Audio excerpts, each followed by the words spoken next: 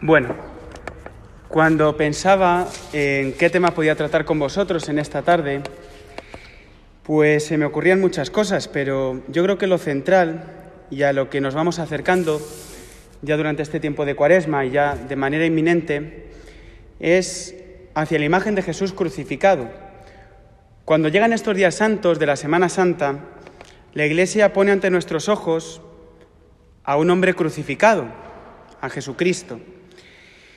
Hoy en día nosotros estamos más que acostumbrados a ver cruces, es decir, pues seguramente en nuestras casas, pues en el colegio, en cada una de las clases prácticamente hay una cruz. Cuando vamos caminando por el casco, también nos encontramos estas cruces a las espaldas de distintas iglesias. Y en distintos ámbitos de la vida social nos encontramos con las cruces. Es decir, estamos más que acostumbrados a ver estas imágenes en la sociedad. A menos nosotros, por lo menos nosotros, las siguientes generaciones, pues quizás no lo tengamos tan seguro, hemos crecido viendo cruces en nuestra vida como cristianos, en nuestra vida como ciudadanos. Pero claro, esto no siempre ha sido así, porque en la cultura antigua la cruz era un signo de tormento. Hay un ejemplo muy claro y es el autor latino Cicerón, cuando tiene que hablar de la crucifixión en una de sus cartas. Ya sabéis que siempre los autores, los escritores utilizan muchos recursos estilísticos y Cicerón en concreto utilizó una serie de recursos estilísticos enrevesados para no tener que hablar explícitamente de la cruz. Y bueno, también esto tenemos que remitirnos a los hechos históricos, esa famosa rebelión que pues se ha representado en miles de películas, lo hemos escuchado en leyendas, en cuentos, la revuelta de Escipión, que acabó con la crucifixión de todos aquellos que le siguieron. Y tiempo después de la muerte de Jesucristo, tras la caída de Jerusalén, todos aquellos judíos fueron también crucificados. Es decir, era un signo de tormento. De hecho, un ciudadano romano noble no podía ser crucificado. Tenemos ahí el ejemplo de San Pablo, que no fue crucificado, sino que fue pasado por la espada. Porque era un tormento tan doloroso que era reservado únicamente a rebeldes y a esclavos. Y en algún caso, a delincuentes. Bien, entonces cuando una persona, pongamos, de las Galias, cuando una persona de Germania, cuando una persona incluso del pueblo judío veía la cruz, veía realmente todo el poder del Imperio Romano. Es decir, si nosotros tenemos que hablar hoy de una nación poderosa, pues seguramente todos nosotros pensemos, pues quizás en Estados Unidos, en China. Es decir, la nación más potente del mundo era el Imperio Romano, con lo cual ver la cruz era todo el poder del mundo descargado sobre un criminal. Indirectamente se te estaba diciendo, si tú te metes con el Imperio Romano, estas van a ser las consecuencias. Si tú te metes con el César, vas a acabar igual que este delincuente, vas a acabar igual que este rebelde.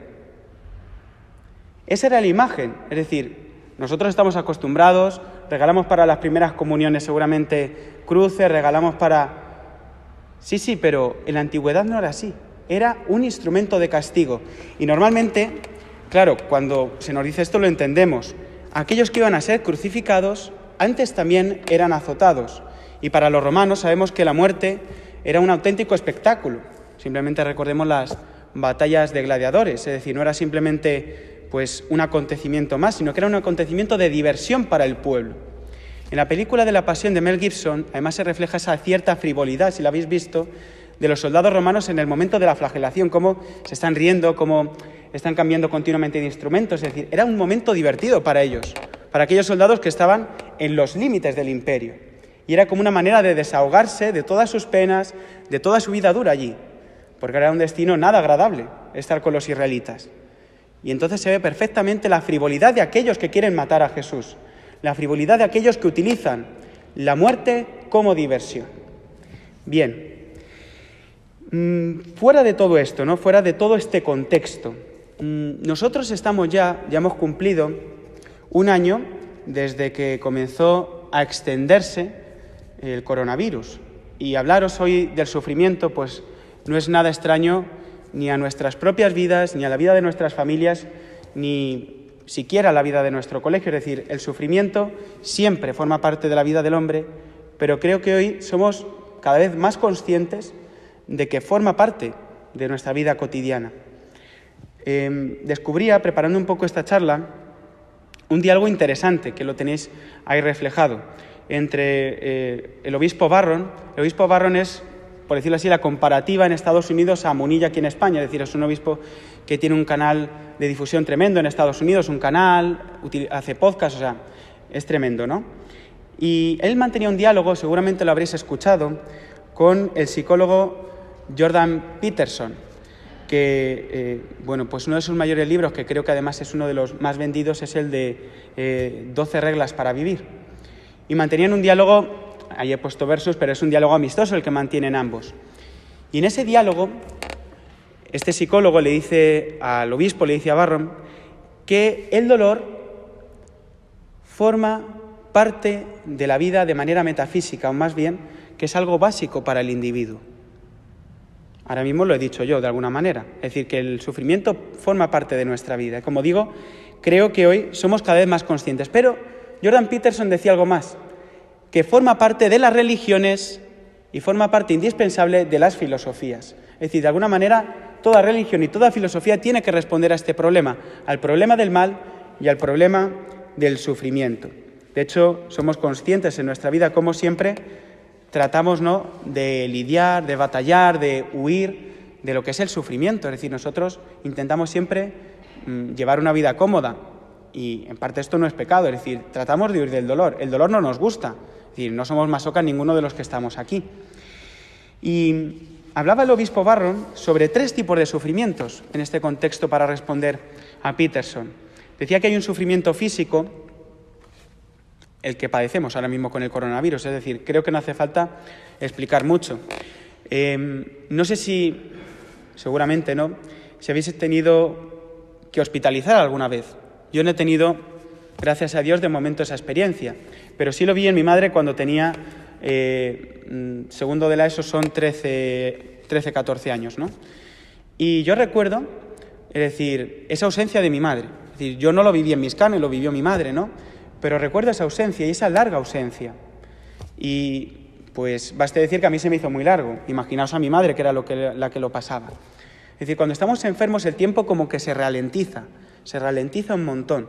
Es decir, no hace falta que os hable mucho del sufrimiento físico, porque de alguna manera este es el que todos pasamos alguna vez en nuestra vida. Más interesante, y creo incluso que más profundo, es el sufrimiento psicológico. El sufrimiento psicológico que, pues con el coronavirus, incluso sin el coronavirus, pues se despierta más. Por ejemplo, la sensación de soledad. Y aquí hay una cosa curiosa, ¿no? No sé si alguna vez os ha pasado de estar en una multitud con vuestros padres o teniendo a vuestros hijos y de repente os perdéis. No sé, como que es la mayor desolación que sientes en el mundo, porque no ves nada, o sea, no ves nada. Es decir, nada más que buscas a tus padres. Es decir, cómo esos sufrimientos son todavía más graves. Es decir, la soledad, tantas veces las depresiones, tantas veces... yo recuerdo un compañero que estuvo estudiando fuera de España y me decía que, claro, que para él fue muy duro el tener que despertarse todas las mañanas y decir, es que no tengo nadie... O sea, yo me despierto y a lo mejor no tengo la esperanza de encontrarme con alguien y contarle mi vida y tener a alguien con quien compartir lo que yo estoy padeciendo ahora mismo. Y luego hay un tercer escalón, todavía peor del sufrimiento, que es el sufrimiento existencial, es decir, el no encontrar un sentido a la vida. Y creo que este es el peor de todos. Es decir, vivir los días como si nuestra vida no tuviese un fin, y no fin como término, sino un fin como sentido, como una cierta razonabilidad de lo que yo estoy viviendo, creo que es el mayor sufrimiento que se puede pasar en esta vida. Porque al final se pasan los días, se pasan las horas, y uno no sabe para qué, ni para quién está viviendo, ni por qué.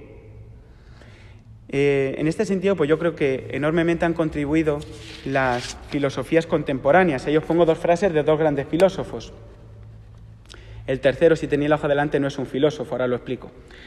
El primero de ellos es Sartre, que decía, fundador del existencialismo, profundamente ateo, y él decía que, en definitiva, la vida es absurda. Pero también decía Sartre que la vida tendría más sentido si existiera Dios. O sea que fijaos que hay gente que, aunque niega a Dios, también reconoce que el mundo sería mucho más coherente con un fin, es decir, con un fin que sea trascendente a la vida del hombre, que es el Señor. El segundo filósofo, pues lo conocemos más quizás, que es Nietzsche. Dios ha muerto. Y como expresaba en una ocasión mi profesor de filosofía, parece que es un grito como de victoria. Bueno, hemos matado a Dios, cuando en realidad es un grito de desesperación, porque hemos perdido a aquel que nos habla de que la vida no acaba aquí. Hemos perdido de vista a aquel que nos dice que la vida tiene un sentido más allá de lo que estamos viendo nosotros. Y en tercer lugar tenéis a un gladiador romano, que no es broma, es la película de Gladiator, ¿no? Que a mí siempre me impresionó mucho esa película. Para mí es de mis películas favoritas. Tiene errores históricos a tutiplén, pero me parece una película con una gran filosofía de fondo. Hay un momento en esa película en la que es al principio, están en Germania, creo recordar, en la que le dice este soldado, pues no sé qué rango tendría, si capitán o lo que fuese, ¿no? Y le dice a sus soldados: lo que hacemos en esta vida tiene su eco en la eternidad. Es decir, fijaos el sentido de lo que hacemos diariamente, si vemos que tiene un fin para la eternidad o si vemos que esa acción queda sepultada. O sea, fijaos qué comparativa tan enorme. Bien, no me detengo porque si no me voy a alargar más de lo que quisiera. Y os decía al principio, la Iglesia nos coloca en Semana Santa a un hombre crucificado, a Jesús crucificado. Y mucha gente ve a un hombre, pero nosotros, por nuestra fe, sabemos que este hombre es también Dios, que es Dios que ha asumido la naturaleza humana. Y precisamente ha asumido todo este dolor, todos esos sufrimientos que rodean al género humano, y los ha clavado con él en la cruz.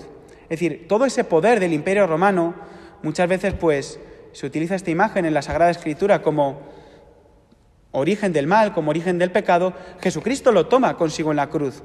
Todas las dolencias que tú puedes estar viviendo ahora mismo, todos los sufrimientos, sean de orden físico, psicológico, existencial, sean del orden que sea, Jesucristo los toma con él en la cruz.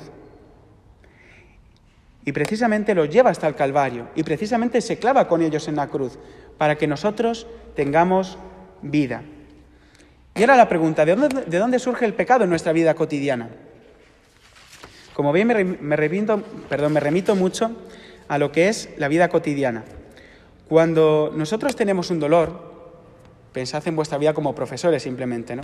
Como levantéis un día con dolor de cabeza y venga un alumno continuamente pesado a pedirte lo mismo, pues al final lo mandas a la porra, claro, porque estás tú como para que te pida muchas cosas.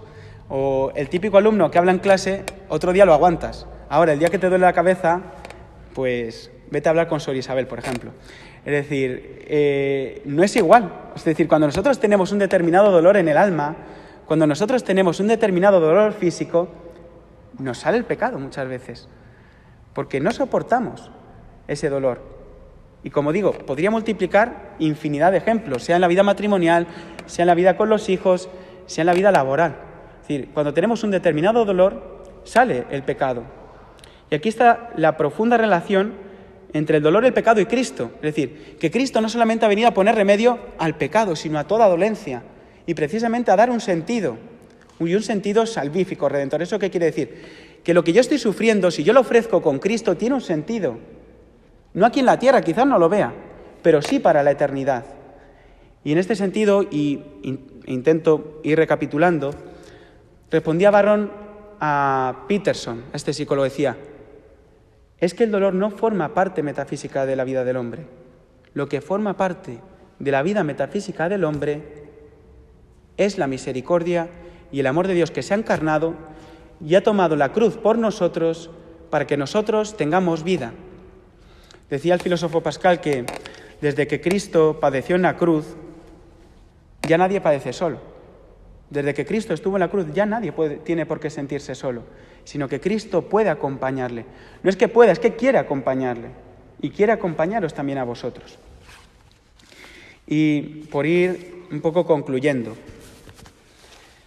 Bueno, vale, bien. Voy bien de tiempo, estaba asustado yo. Hay una cosa interesante, ¿no? Y es, yo me imagino, ¿no? Cuando fuesen los apóstoles después de la resurrección, de ver a Cristo triunfante y resucitado, hablando a los paganos, ¿no? A los romanos, a los griegos, de evangelio. Os anuncio un gran evangelio. Me imagino a Pablo, el apóstol de los gentiles, me imagino a Pedro, os anuncio un gran evangelio, una buena noticia, que Cristo ha muerto en la cruz por ti. Claro, imaginaos después de todo lo que hemos explicado, el escándalo que produciría en ellos, en todos aquellos que escucharan esto. El evangelio, esta buena noticia que nosotros pues lo utilizamos fundamentalmente cuando leemos el Nuevo Testamento para hablar de la revelación de Jesucristo, el evangelio era la noticia que se enviaba con la victoria del emperador. Es decir, cuando un emperador ganaba una batalla, se enviaban emisarios y ese emisario daba la noticia. Evangelio, buena noticia. Y todo el mundo tenía que alegrarse. ¿Por qué? Porque el emperador había vencido, porque el emperador había ganado esa batalla. Y entonces comprendemos que la batalla real que Cristo libra en el Calvario, la batalla real que Cristo libra en la cruz, es contra el pecado, contra tu pecado. No simplemente contra el pecado como abstracción, como fuerza negativa que domina el universo, no, sino contra el pecado, contra el demonio, contra el maligno. Esa es la batalla real que Dios quiere librar y que quiere librar en tu vida. Y cuando los apóstoles llegan y proclaman el Evangelio, precisamente lo que hacen es proclamar que Cristo vence, que el amor es más fuerte que la muerte, que el amor es más fuerte que el dolor, que el amor es más fuerte que la enfermedad. Es curioso cómo el evangelista San Marcos, que pues conoció a San Pablo, conoció a San Pedro, en el comienzo prácticamente dice, comienzo del Evangelio de Jesucristo, el Hijo de Dios. O sea, así comienza, comienzo del Evangelio. Y Marcos había visto por su retina cómo martirizaban a Pablo y seguramente habría visto cómo martirizaban a Pedro y cómo la comunidad cristiana estaba dispersa tras esa muerte. Y sigue proclamando la buena noticia. ¿Por qué? Porque aunque nosotros veamos que el panorama está muy mal, que los alumnos ya no nos hacen caso, que los alumnos, pues de alguna manera no reciben lo que nosotros les enseñamos, y no me refiero solo al ámbito humano, sino incluso también al ámbito divino. Cuando nosotros vemos que incluso los hijos, cuando nosotros vemos, hay que seguir diciendo buena noticia, porque Cristo tiene más poder todavía. Porque la fuerza de la cruz es poderosa. Por eso los cristianos decían, y lo decían con esa convicción, el Evangelio decían, Jesús es el Señor. Jesús es el Señor es otra frase que hemos escuchado en miles de ocasiones. Esa frase solo se utilizaba para el César, solo se utilizaba para el César. Y los cristianos con gran convicción decían, es que nuestro Dios no es el César, nuestro Dios es Jesucristo, que se ha interesado, que ha muerto por nosotros. A los que estáis de profesores en a ver si lo digo bien, en el segundo o tercer ciclo de primaria, me habréis escuchado esta anécdota en infinidad de ocasiones porque se la he contado muchas veces a los muchachos en la Eucaristía. Es una anécdota que nos contó, luego ya cada cura, pues las leyendas estas, las historietas, cada uno la va adornando y la va glosando como quiere. Y en esta historia nos lo contaba un profesor nuestro del seminario, formador, que en una ocasión pues fue a cenar con unos amigos suyos y pues tenían una hija que era... cuando lo empieza a contar lo habéis escuchado miles de veces, que era fan de Justin Bieber y sobre todo en el pelotazo de Justin Bieber. Y pues le preguntó el sacerdote, oye, que me ha dicho tu padre que has estado en un concierto de Justin Bieber, ¿qué tal? ¡Buah, increíble, emocionadísima! Es que al terminar el concierto nos ha dicho que nos quiere a todas, nos ha dicho, os quiero a todas. Claro, yo se lo preguntaba a los niños de cuarto, quinto y sexto de primaria y con gran sentido común me decían, dicen, pero es imposible que les pueda querer a todas, es decir, no las conoce. Y precisamente este es Jesucristo, no Justin Bieber, sino el que nos conoce, nos ama desde siempre y para siempre y nos conoce a nosotros en nuestra individualidad. Y por eso San Marcos dice el Evangelio, por eso San Pablo habla del Evangelio y de la fuerza de la cruz. Y termino con esta pequeña anécdota.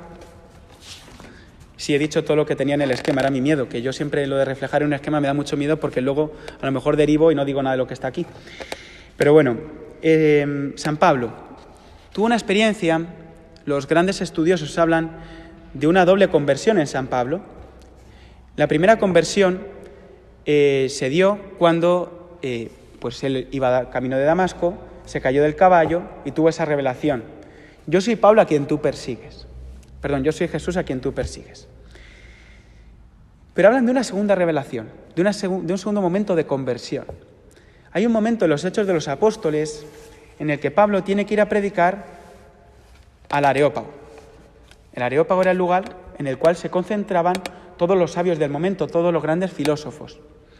Y entonces Pablo iba como vengo yo hoy, no así de memoria, sino con el discurso preparado, y empieza a hablar, y empieza a hacer un discurso, si lo analizamos, con una perfecta retórica clásica, con una llamada de atención, unos argumentos y una tesis central. Bien, comienza así, o sea, si nosotros examinamos ese discurso, comienza así. Empieza diciendo, vosotros que adoráis a este Dios desconocido, a ese Dios desconocido fue revelado, tal. Es decir, comienza igual, es igual. Sigue la lógica de los griegos, sigue la lógica de los romanos, sigue la lógica de la cultura del momento. Al acabar la predicación, pues el autor, Lucas, de los Hechos de los Apóstoles, se centra en la cuestión de la resurrección de los muertos. Como les habló de eso, los romanos, los griegos, pues no creyeron. Dice, y muchos se fueron y le dijeron, te oiremos hablar de esto en otro momento. Y le siguieron, dice, pues pocas personas. Los grandes estudiosos de San Pablo dicen, y además según la cronología después escribió la primera carta a los Corintios, en la cual San Pablo habla de que nosotros predicamos a Cristo y este crucificado. Ese es el mensaje central de toda esa carta. Dicen los expertos que tras este discurso Pablo tuvo una segunda conversión. Porque en ese discurso, si nosotros lo leemos atentamente, no habla de la crucifixión. Y recordad todo lo que os he estado contando, claro. Hablar de la crucifixión era muy duro. Hablar del sufrimiento hoy es muy duro. Y predicar sobre el sufrimiento es difícil. Y dar una esperanza para una persona que está sufriendo es muy complicado. Yo recuerdo cuando, sabéis que los seminaristas, en los 6 años de formación, pasamos por distintos sitios de pastoral. Yo, como confesión personal, le tengo un gran miedo a los hospitales. Es decir, yo me pongo nervioso. Es decir, yo veo las vías y me pongo nervioso. Yo veo sacar sangre y me mareo. Es decir, lo paso fatal, ¿no? Y entonces mis 2 primeros años fueron en el colegio de infantes. El tercer año fue súper bueno en la parroquia de Vargas. Digo, qué bien, de momento me estoy librando. 4º año, Hospital Nacional de Parapléjicos. O sea, yo recuerdo que, claro, hablar a esas personas de evangelio, hablar a esas personas de un sentido del sufrimiento, es tan difícil, pero recuerdo, y esta es la mayor enseñanza que yo me llevé de aquellos hombres, de aquellas mujeres, que eran ellos los que me daban la lección a mí, de llevar ese sufrimiento con amor y con cariño.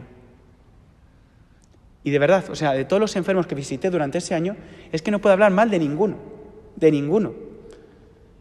Porque es que me enseñaban, es decir, tú pasabas a las habitaciones y te miraban con cara de alegría. Y tú dices, ¿cómo en el hospital de parapléjicos precisamente? Pues sí, en ese hospital.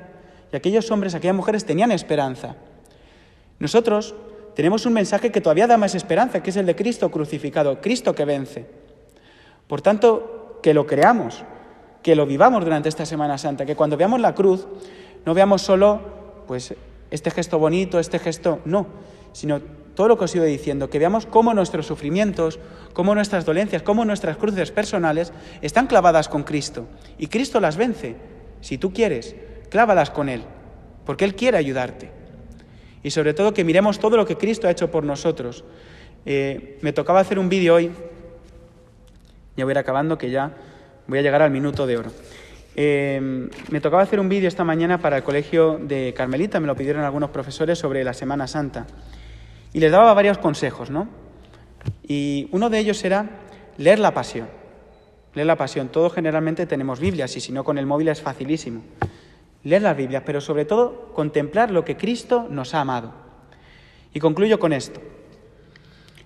La Pasión muchas veces se ve, y a veces pues esto nos pasa a los sacerdotes, ¿no? Que queremos como destacar mucho el sufrimiento físico de Cristo.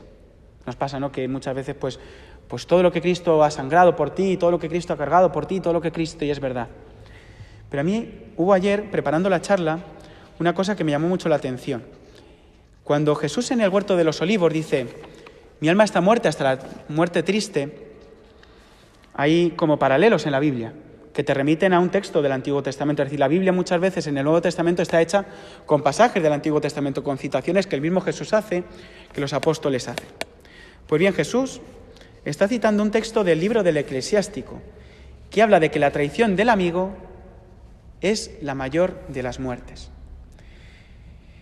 Cuando nosotros hemos experimentado la traición de alguien que en la que depositábamos nuestra confianza, depositábamos nuestra amistad, pues es un sufrimiento grande.